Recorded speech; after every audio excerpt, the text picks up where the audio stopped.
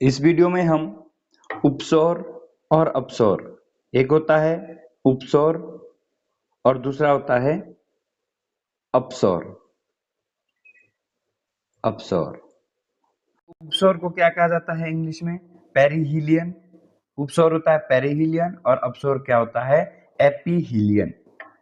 अब इसके बारे में हम आज पढ़ेंगे कि जो हमारा उपसौर है वो क्या होता है, क्योंकि एग्जाम में आर्मी अग्निवीर या फिर कोई भी एग्जाम हो उसके अंदर ये कंसेप्ट पूछा जाता है कि जो उपसौर है वो क्या होता है।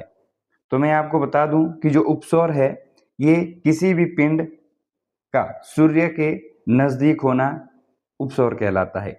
यानी अगर हम बात करें कि सूर्य व पृथ्वी के बीच की निकटतम दूरी क्या कहलाती है? उपसौर कहलाती है। तो इसको अगर हम आसान भाषा में कहें तो आसान भाषा में ये है कि कोई भी हमारा जो पिंड हो गया वो सूर्य के कितने नजदीक है। जब सूर्य और पृथ्वी के बीच की दूरी सबसे कम होती है तो जो वो स्थिति है वो उपसौर वाली स्थिति है। इसको हम आगे डायग्राम से समझेंगे, पर मुझे सिर्फ आपको ये बताना था कि उपसौर और अपसौर होता क्या है और ये जो स्थिति है वो कब होती है। तो ये 3 जनवरी को होती है। ये बात भी आपने ध्यान देना, 3 जनवरी। सूर्य पृथ्वी के जो सबसे नजदीक होता है ये कब होता है? ये होता है 3 जनवरी को। अब बात कर लेते हैं अपसौर की कि जो अपसौर है वो क्या होता है।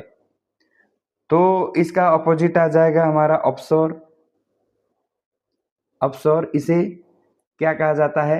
इसे एपीहीलियन कहा जाता है। ये क्या होगा?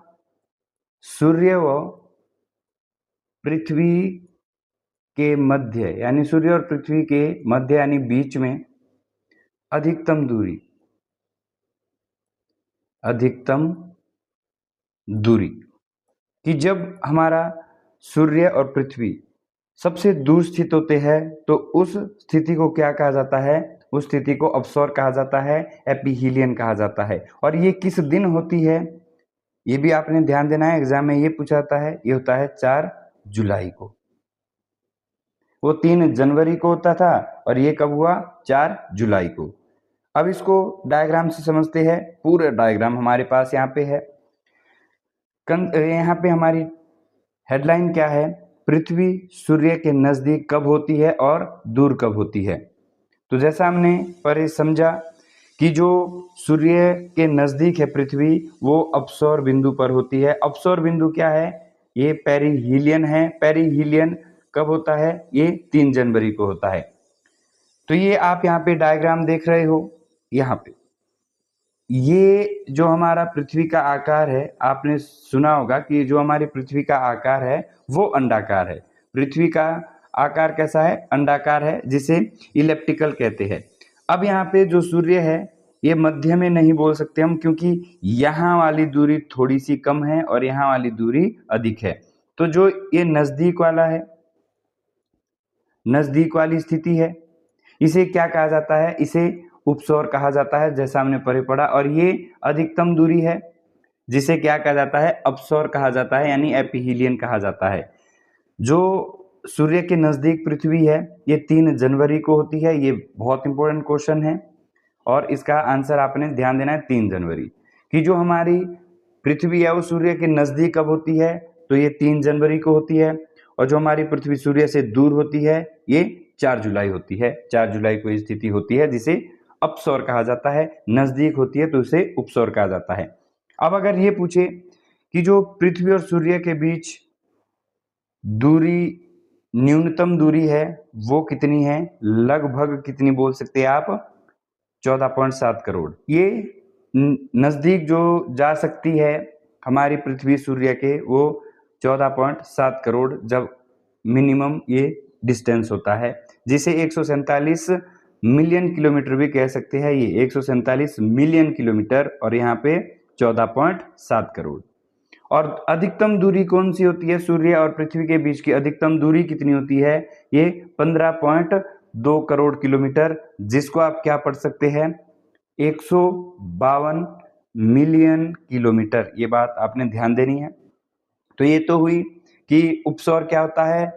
न्यूनतम दूरी सूर्य और पृथ्वी के बीच की होती कब है? 4 जुलाई को। और अपसौर क्या होता है? अधिकतम दूरी सूर्य और पृथ्वी के मध्य कब होती है? 4 जुलाई को। Very very important. अब इसके बाद ये चीजें देख लिए जो यहाँ पे हमारे मेन बातें हमने यहाँ पे अंडरलाइन करी है।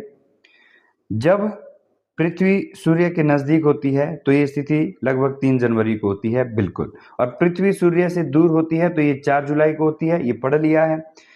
अब जब ये होता है, जब पृथ्वी नजदीक होती है 3 जनवरी को, तो क्या होता है?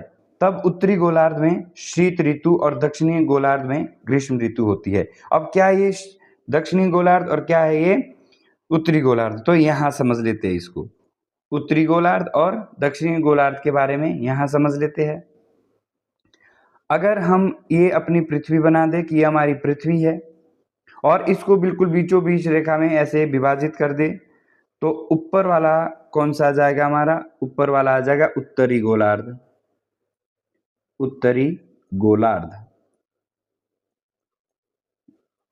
और नीचे वाला क्या आ जाएगा? दक्षिणी गोलार्ध। दक्षिणी गोलार्ध। अब कंडीशन क्या बोलती है कि जब हमारी जो पृथ्वी और सूर्य के नजदीक होती है 3 जनवरी को, तब उत्तरी गोलार्ध में शीत ऋतु होती है और दक्षिणी गोलार्ध में ग्रीष्म ऋतु होती है। यानी ऊपर क्या होगा? 3 जनवरी की हम ये सिचुएशन पढ़ रहे हैं। 3 जनवरी को क्या होगा? ये उत्तरी गोलार्ध है तो यहाँ पे शीत ऋतु होगी। शीत ऋतु 3 जनवरी को। और यहाँ क्या होगा? यहाँ पे ग्रीष्म ऋतु होगी। ग्रीष्म ऋतु ये कब होगा? ये होगा 3 जनवरी को, यानी उपसौर वाली कंडीशन में। और जो यहाँ पे है ये इसका उल्टा हो जाएगा। जब पृथ्वी और जब इसकी दूरी कैसी हो जाती है? अधिक हो जाती है। पृथ्वी और सूर्य के बीच की दूरी अधिक हो जाती है, तब क्या होता है? उत्तरी गोलार्ध में गर्मी आ जाती है, यानी ग्रीष्म ऋतु होती है, और दक्षिणी गोलार्ध में शीत ऋतु होती है। ये इसका फिर ऑपोजिट हो जाता है। तो इसमें आप जब एक कंडीशन समझ के दूसरी आप खुद समझ जाएंगे। पृथ्वी का जो आकार है वो अंडाकार है, इलिप्टिकल है। इसी कारण कभी पृथ्वी सूर्य के नजदीक आती है तो कभी दूर चली जाती है। तो अगर ये आपसे क्वेश्चन पूछा जाए कि जो पृथ्वी और सूर्य के नजदीक आ जाती है और दूर चली जाती है, किसके कारण? तो पृथ्वी के आकार के कारण। इसका आकार कैसा है? अंडाकार है। तो कभी नजदीक आ जाती है तो कभी दूर। और जो ऋतु का मुख्य कारण है, जो ये ऋतु परिवर्तन होता है, ये सूर्य और पृथ्वी के बीच की निकटतम और अधिकतम दूरी नहीं है। इसका कारण क्या है कि जो पृथ्वी है वो अपने अक्ष पे 23.5 डिग्री कैसी है? टिल्ड है, झुकी हुई है। तो ध्यान देना, कभी आ जाता है कि जो ऋतु परिवर्तन है वो किसके कारण होता है? तो पृथ्वी का अपने अक्ष पे झुकाव के कारण।